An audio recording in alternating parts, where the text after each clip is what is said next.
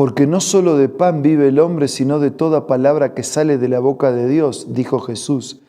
Y es en esa declaración que basamos nuestra fe y nuestra firme convicción de buscar diariamente el consejo, la orientación del mensaje del Señor a fin de ser reavivados por su palabra. Hoy nos detenemos en el capítulo 6 del libro de Hechos y lo hacemos con un espíritu de oración. Padre nuestro que estás en los cielos, cerramos los ojos, pero queremos abrir la mente y el corazón para que nos hables, para que nos enseñes, para que nos orientes en nuestra vida. Te lo pido y te lo agradezco todo en el nombre de Jesús. Amén.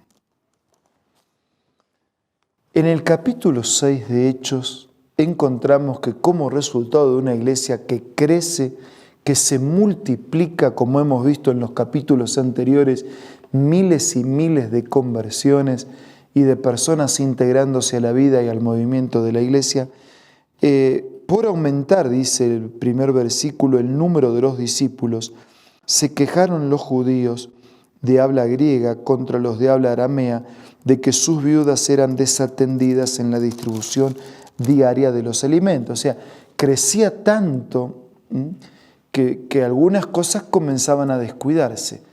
Así que los 12 reunieron a toda la comunidad de discípulos y dijeron: no está bien que nosotros, los apóstoles, descuidemos el ministerio de la palabra de Dios para servir las mesas. Así que, hermanos, elijamos de entre ustedes a 7 hombres de buena reputación, llenos del Espíritu, de sabiduría, para encargarles esta responsabilidad.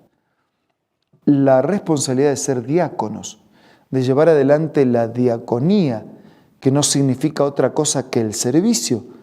Y en las iglesias hoy tenemos diáconos, que son los que cuidan del edificio, pero que también cuidan de las personas, cuidan del templo y cuidan de la iglesia. Y entonces dice que esos diáconos tenían que estar llenos del Espíritu Santo, claro, tenían que ser espirituales, tenían que tener sabiduría para encargar esa responsabilidad y para cuidar de todos de una manera equitativa, conforme a las necesidades de cada uno. Y así dicen los apóstoles, nosotros nos dedicamos de lleno a la tarea de la oración y el ministerio de la palabra. Esta propuesta les agradó, así que la asamblea eligieron a Esteban, hombre lleno de fe y del Espíritu Santo, a Felipe, a Prócoro, a Nicanor, a Timón, a Pármenas, a Nicolás, un prosélito de Antioquía. Los presentaron a los apóstoles, quienes oraron y les impusieron las manos. O sea, el diácono asume su ministerio con la imposición de manos, de la misma manera que se hace a un anciano o a un obispo o a un pastor.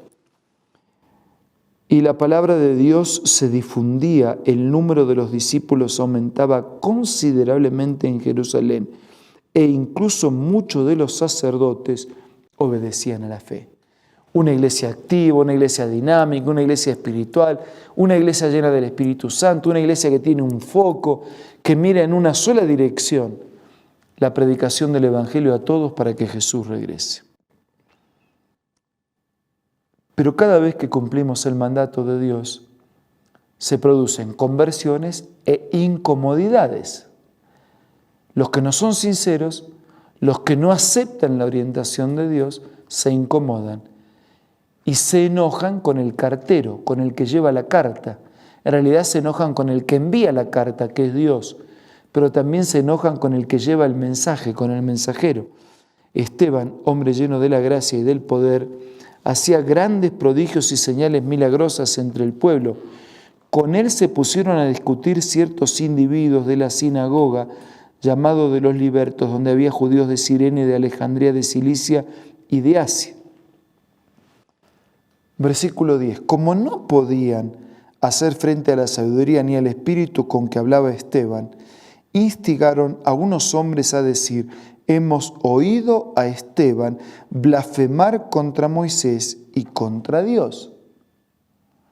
Otra vez al estilo de cómo conspiraron contra Jesús, también iban a conspirar contra los misioneros de Jesús. Dice, instigaron a unos hombres a decir, ni siquiera lo dijeron ellos, hemos oído a Esteban blasfemar contra Moisés y contra Dios.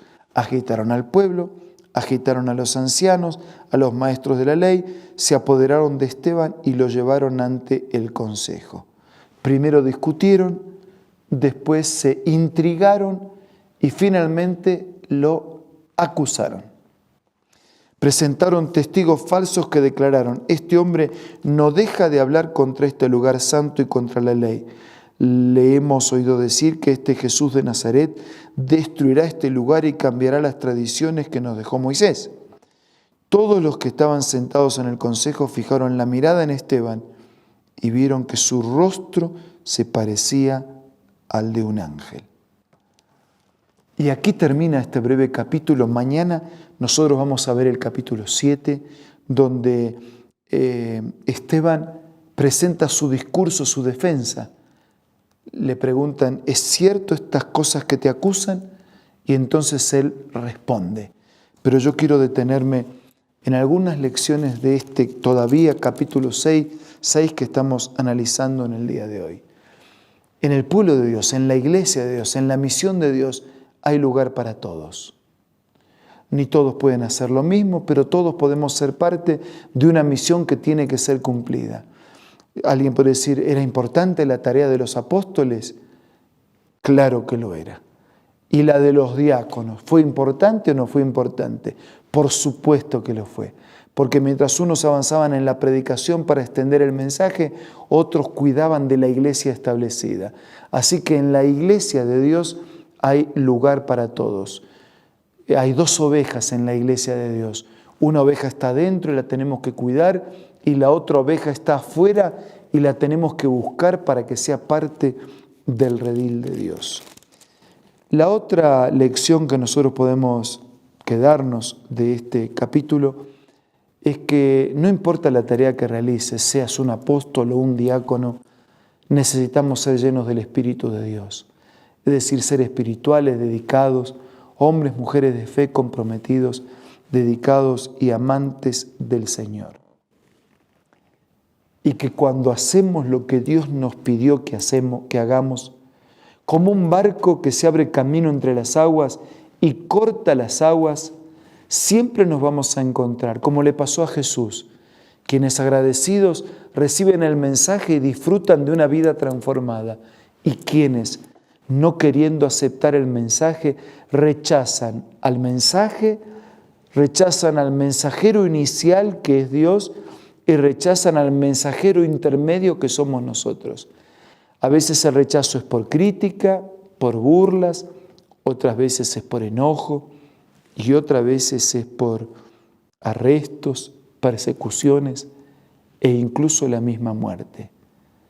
Así va a ocurrir con Esteban y va a terminar siendo el primer mártir cristiano allá en el año 34.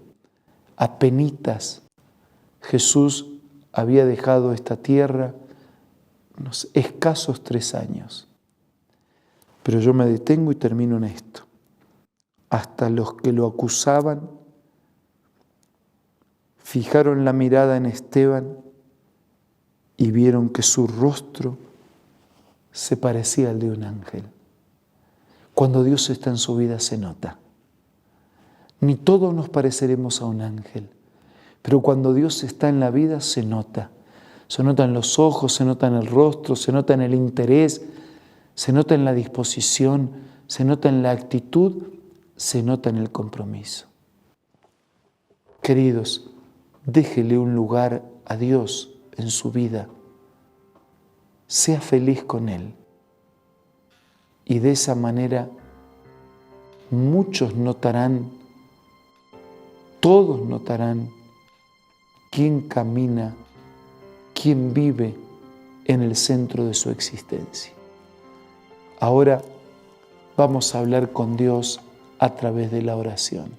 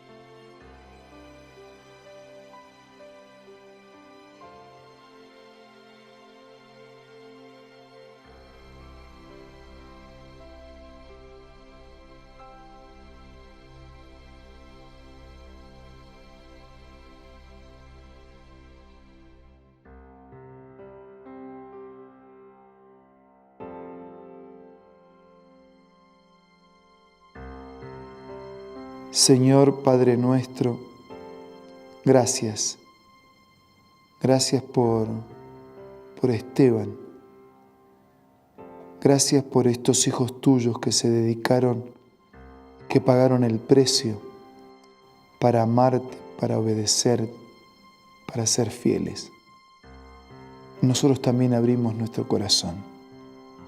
Queremos que vivas en nuestra vida y que se note que estás con nosotros. Abraza a todos nuestros amigos y hermanos y dales a cada uno un día muy especial. Te pido y te agradezco todo en el nombre de Jesús. Amén. Muchas gracias por su compañía de hoy y de siempre.